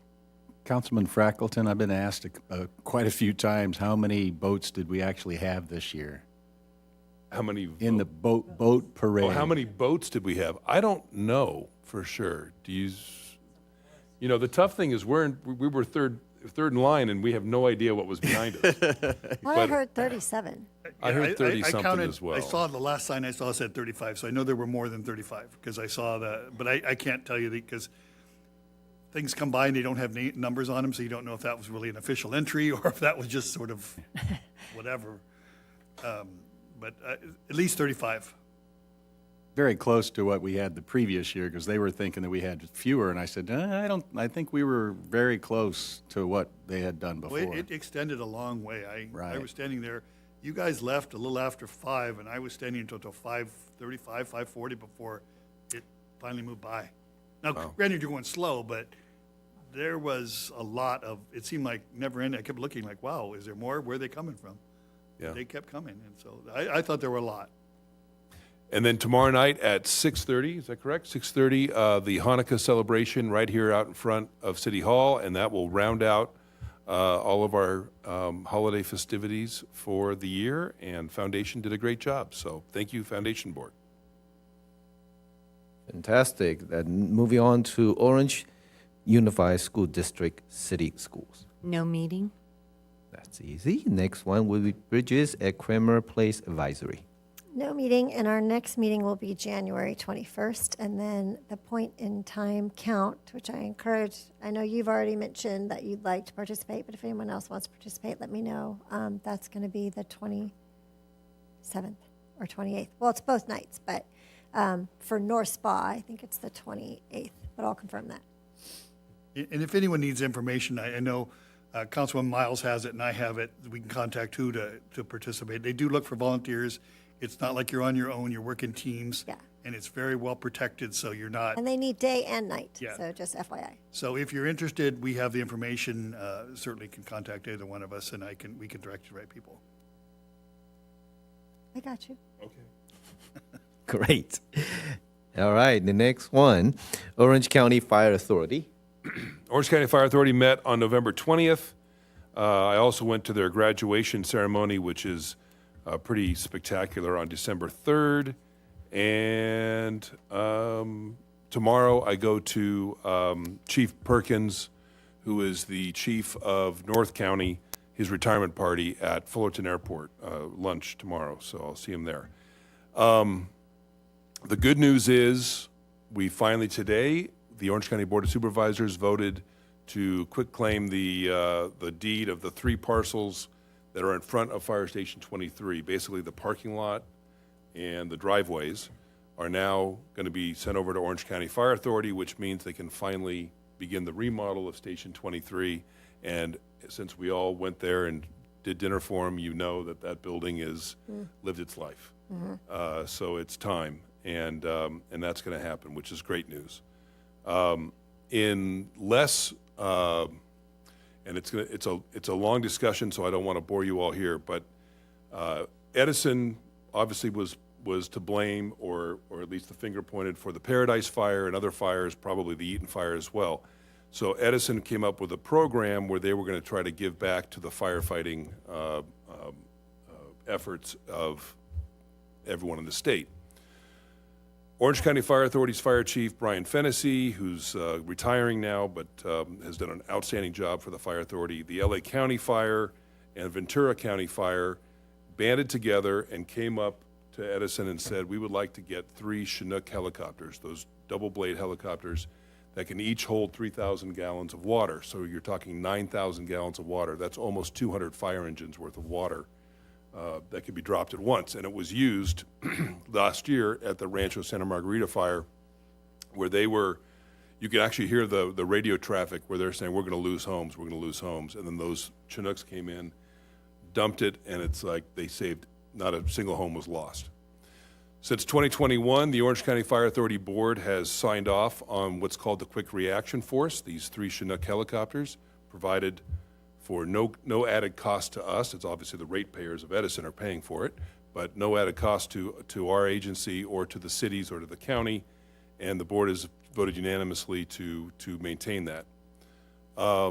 Due to politics involving our local union, 3631, who does not like the program because they are not union pilots and it's not a union-funded or union-supporting function, they don't want it. And they are succeeding in telling the board not to even show up for a vote. We can't get a quorum to vote for the thing. And it's the most disgusting thing that I have experienced in my 1 year of being in politics. I came in being so naive that people were in this for the right reasons, and it's really, really disheartening that that politics is keeping us, a city that's smaller than what burned in Pacific Palisades, and have had several wildland fires that have come up to our borders in our 65-year history.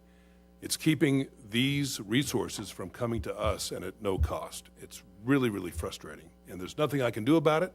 I've yelled and screamed, and I've ticked off the union president, and Badge of honor. but here I am. Yeah, so I'm trying, but we had a small success with 23 today, but we've had a horrible failure with the Quick Reaction Force, and that's the report. Well, best luck to you on that. The next one will be Orange County Library Advisory Board. That was me. There's no meeting.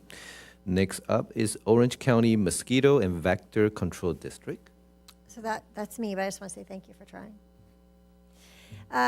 So because we have these shortened weeks or meetings because of Christmas and Thanksgiving, so I'd already given the meeting report from when we met in November because we don't meet until this Thursday, but did ask for a brief update prior to that. So the director indicated that with winter, we have moved to limited trapping and have seen a reduction in mosquito activity. Mosquito counts are below a 5-year average with an average of 24.6 mosquitoes per trap per night. You can thank the cold weather, which is nice. We have received no further West Nile virus human cases from Healthcare Agency, and the district did conduct investigations on 5 additional flea-borne typhus cases in November. And then overall, we're seeing a decrease in vector activity in the county. So keep it cold. But keep tossing from any rain, because they still will breed, but just not as fast. Okay, thank you for that. And then still will be you, Orange County Older Adults Advisory Commission. So again, another one of those, because of the meeting things, I've already given the report for the last time we met. I'm no longer chair. I am now past chair, and I have passed on that gavel, which is really nice. But and working on the annual report for the Board of Supervisors, which I will share with all of you guys. But in continuing with the master plan for aging and the action committees, and we're meeting just about every week. We're now taking a couple of weeks off in designing and curating the Orange County Navigators caregiver resource and older adult resource guide. And so we've been hard at work at that with about 10 of us and making huge strides and leaps and bounds. And the first one with the caregiver resource guide is projected to be ready the middle of January, which is fantastic. And this is, again, going back to making sure that our Orange County residents, older adults, disabled, doesn't matter, knows where to go and get resources and access to services and programs. So there's a lot of people working on that, and it's going to be a significant impact for the County of Orange and aging through that lens of aging adults. Okay, the last one is Orange County Sanitation District. That's me. The OCSAN 2026 legislative and regulatory plan was adopted by the Board of Directors. And so also the fiscal years 2024, 2025 popular annual financial report is now also available. But that's just more a broader term for OCSAN. What really affects us as Villa Park is the continuous of construction on Taft is inching closer to Taft all the way to Tustin. So that's continues and works, and that's all for OCSAN. Now we will hear individual council information items or announcements, starting with Council Member Miles. Thank you. I had a question about your sanitation. How long are they projected to keep to have that work on Taft? Is it like 2 years, a year? I think it's right up there. Does it say? If you keep scrolling down, does it say? When? Through March of '26? Yes. Well, maybe you can let us know next time, like the whole part, because that's a pain, especially because you used to go through the Home Depot parking lot to turn left to go back, and now you can't. Right, you So can't. It's Correct. like, So we oh. will be posting, I know Councilman McBride asked, that we post this on our website. We'll also push it out on the feeder, so if people want to look Yeah. at it this week and in the future on our website, we'll stay on there. So anyway, but people can look at it. And I just wanted to point out so that, here's this avenue of Taft that we're talking about. There's the Home Depot sits right up on the above, and it's just past the freeway. They're going to turn on North Sacramento, and the misery's over. And they are rocking and rolling. And if you've seen them dropping that sewer pipe, they go fast. So they're crossing Tustin right now, and then they're going to have that segment that's going to get horrible because they will block all of those. Yeah. And then after that, we're out of the woods. So it won't be middle of 26 Let's of hope not. misery. Okay, gosh, this is such a busy time of year for all of us, and some things you get to go to, some things you're exhausted and you can't because other commitments with work, life, family, et cetera. So did my best to attend as many as I could.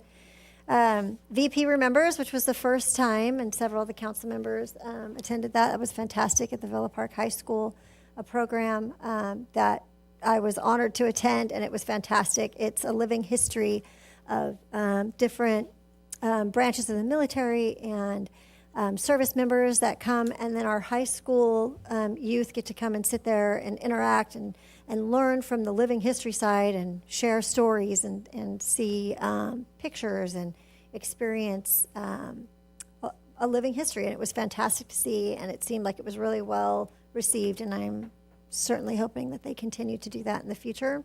That was on November 21st.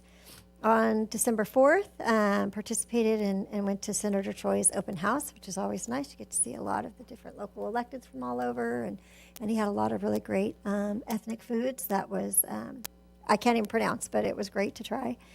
On December 5th, I was invited as the time chair of the Orange County Older Adults. The Brea, Marty Siminoff, who's a longtime Brea council member, puts on a senior center Christmas party that has now taken over the Improv, and it's 500 people.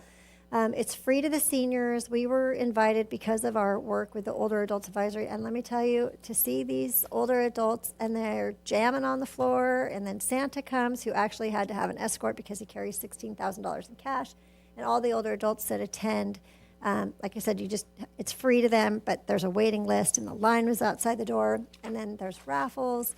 And some of these older adults, this is it. This is what they get, and the Santa comes and gives them like $30 to $40, and that all of it's donated. And some of these older adults, that's it. That's what they get, and they are thrilled. We heard stories of some seniors that $30 allowed them to buy a gift for their aging sister or their spouse, and it just really made Christmas. So it was so wonderful to be invited to that and represent the Older Adults Advisory Commission.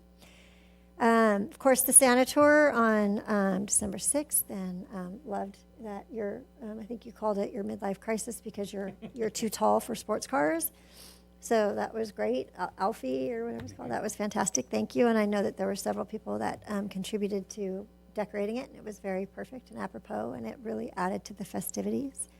12/4 was ACCOC webinar on the upcoming federal changes to HUD's continuum of care, which was overwhelming and far from easy to swallow and understand, with $33 million at risk of not being renewed for all of our residents, not just older adults, but single moms, single families. Anyways, it's a mess. On December 10th, the ACCOC Holiday Mixer at the Orange County Museum of Art. Also, the Board of Supervisors open house that day, which was really nice to go. As long as you didn't want the food and you just went to go say hello to all the supervisors, it was fine, because the line for the food was crazy. So, and then, of course, the boat parade. And really looking forward to tomorrow night's Hanukkah celebration. And I do have to say, there's going to be, unfortunately, I don't know if you know, but Dr. Eisenbach, who is a longtime Villa Park resident, passed at the end of November. He was 102 years old, so that is one face that we will not be seeing this year. And I wanted to make sure I gave a mention to him and his family, and just what a lovely individual in person. And he will definitely be missed, and learned so much from him. And he was one of our distinguished citizens when I was mayor, and it's a soft spot in my heart for him as a Holocaust survivor. But 102 is amazing. So tomorrow night, Rebitz and Naomi, I asked if we could maybe give a pause in his memory tomorrow night. So she said that would be fine. So we will visit that again tomorrow night. But looking forward to that, and appreciate everyone's workings of the Boat Parade Santa Tour. I know that there's a lot of people behind the scenes, and of course I can't name them all, but definitely want to say my thanks to them. And I wish everyone a Merry Christmas, continued Happy Hanukkah, and Kwanzaa, and all the rest that I'm sure I'm missing out, and a happy and safe New Year for everyone, and a blessed 2026. That's it. Thank you. Let's go to Councilman McBride.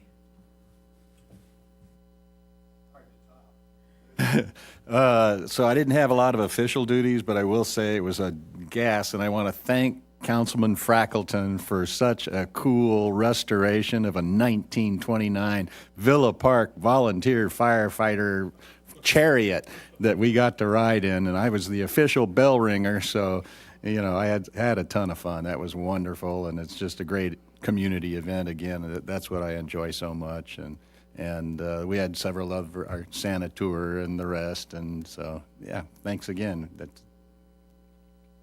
That's it. All right, that's good. Councilmember Jones. So I also attended the ACCOC annual business meeting and their annual elections. I also attended the inaugural VP Remembers event at Villa Park High School, and this was a great event organized by parent Andrea Louie. who put together the opportunity for veterans to interact directly with students and tell their stories. So they had veterans from World War II, Korea, Vietnam, Iraq, and Afghanistan, all sharing with these students. And the students were so engaged that a lot of them stayed past time and missed out on, you know, their break time just to continue to talk to these veterans. So it really was a tremendous success. And again, I hope they bring it back next year. And there were also recruiters there and some kids, I say kids, straight out of basic training.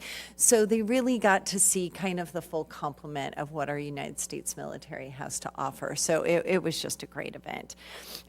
We also participated in Marine Thanksgiving this year, and we're happy to host 6 Marines. As everyone had said, thank you so much to Mayor Wu and Mayor Pro Tem Frackleton for organizing this event, and in particular, Mayor Wu for coordinating the Nixon Library, which was just incredible. And the Marines just loved it so much. It was a great, great experience for them. And then I was happy to also participate in the Santa Tours. Everyone said, I think it was probably our best turnout. I mean, and thank you so much to Forrest Case for, you know, keeping our schedule and keeping everything moving. You wouldn't believe the amount of coordination that it takes for this event. You know, he keeps track of how many kids are at each stop year to year and budgets time accordingly so that we don't run behind, but then we do consider running a little bit behind to be kind of a good problem to have, because that means we've got a lot of kids there at every stop. So really enjoyed that. Afterwards, I was happy to participate in the annual tree lighting event, I know with other members here of council. So thank you so much to Stephen Ashley and Risa Scott for the terrific hot cocoa, the foundation for coordinating the Villa Park High School Choir for the Christmas carols. Truly incredible and really got everyone in the Christmas spirit. And the Santa that was there was great too for the kids. And then last Sunday, I was happy, as everyone has said, to ride with council in Mayor Pro Tem Frackleton's 1929 fire truck. So thank you so much for doing that. It was great to have the whole council together this year. So we sincerely wish everyone a very happy holiday season and safe. Thank you. That's my report. Mayor Pro Tem Frackleton. Well, everyone did a great job of thanking all the right people, so thank you for doing that for me. The only meeting I attended that I didn't mention prior was CASLAR on December 12th, the Sober Living.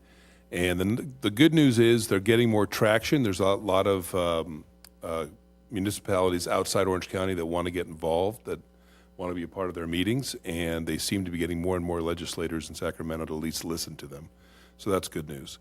I want to thank I want to thank Councilwoman Jones for a great year as mayor. I want to congratulate Mayor Jordan Wu. I want to thank Forrest Case for all the event that he did. And Mike Knowles, if we had a Mount Rushmore above Villa Park, there's no doubt Mike Knowles would be on it, and deservedly so. That's going to be a big loss. And thank you to the city staff for getting our HCD done. And thank you, Steve Franks, for this little gift. And I just want everyone to know that he says right here, he likes me best. All right. Not really. Well, so far it's on the record. He is the best. Thank you. So I don't want to repeat everybody else has mentioned, so there are a lot of thanks to give around. But I do want to mention the VP remembers one of the, actually, I would say probably the oldest veterans in that event, 102, is one of our Villa Park residents who was attending the boat parade. That although he was in a wheelchair, but I believe everybody all gave him the proper respect and even stopped and gave him a proper salute from the driver of the Marshall car, right? Grand Marshall, thank you, Grand Marshall car. So that was really awesome to see him out in celebrating the boat parade with all of us. Again, I just want to remind all the residents, next year it is our 250 years anniversary, as I mentioned in the beginning of the meeting. If you have traveled last year and coming out this year throughout our great nation, please submit your photos and your stories to our Councilmember Jones and Mayor Pro Tem Frackleton and myself or the staff so we can take a look at it, and happy to have you to share your vacation and journey and hopefully inspire others to travel. Secondly is whatever nonprofit organization they are passionate about, please share that with me and the staff so that way we can also have you come and share that passion with all our residents and see what great thing that we can pull together and help out the nonprofit that you personally support. So now we will adjourn the meeting until the next regular city council meeting on January 27th, 2026 at 6:30. At this moment, I would like to thank everybody and have a great evening. Merry Christmas, Happy Hanukkah, Happy Kwanzaa, Happy New Year's, and let's celebrate 2026 safely and happily. Thank you. Meeting adjourned.